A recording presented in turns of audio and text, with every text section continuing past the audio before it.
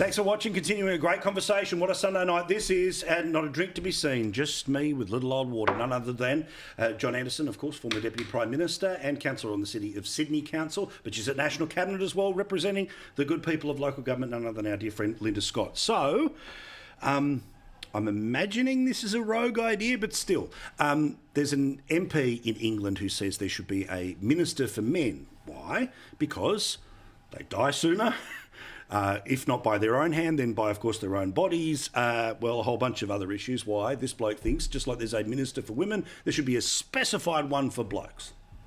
And I see an awful lot of young boys and young men out there with little aspiration, and life's not given the best opportunities, and they tend to be neglected by lots of people within the authority and also government as a whole. We need to be addressing this. Now, let's take the clickbait off the table about whether or not there should be a specialised ministry. Bureaucracy will unlikely go for that.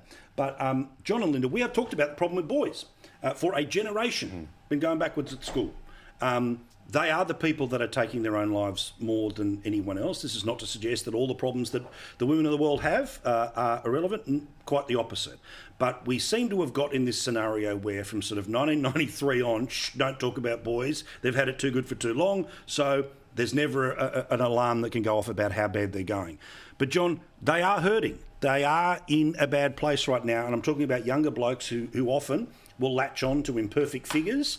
I don't know what the role of government is, but as role of society, we do have to recognise that it's not 1950 and it ain't a boy's world.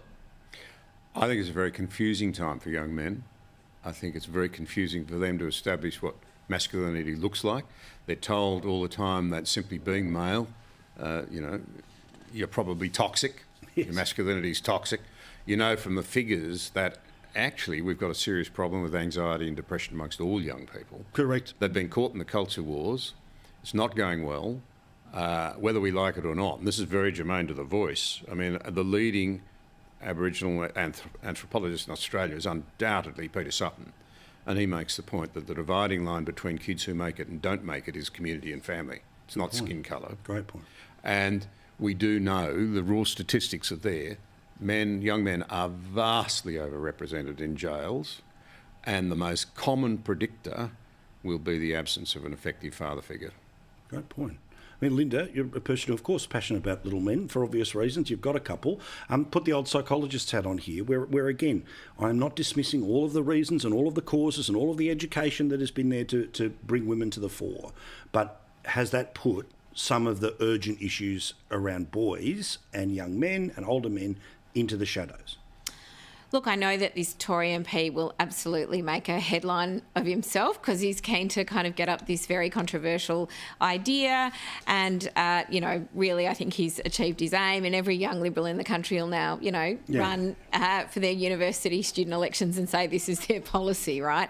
But, of course, it is the case in Australia still today. Women paid nearly $27,000 less each year. Over a lifetime, women earn $1 million less. They retire with hundreds of either or? That's my point. All of that's correct. Dollars left in their retirement income. They're more likely to get killed, particularly as part of domestic violence. Absolutely.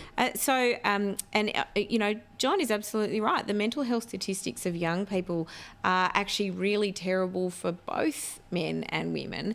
But it's not a competition. We should absolutely do all we can to address all these inequalities.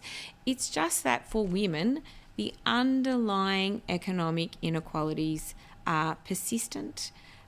Many year-on-year statistics stay the same or get worse. And without concentrated active effort, Australians are missing out on the economic opportunity that it is to have women employed. We've got a skills shortage.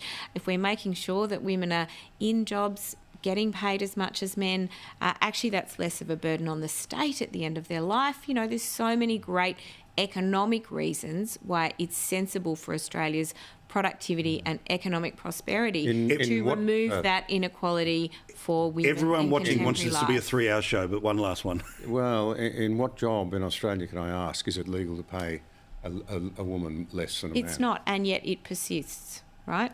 7 in Would that 10, have anything to do with a 7 in choice? 10 companies have a Occupational gender choices? pay gap that benefits men.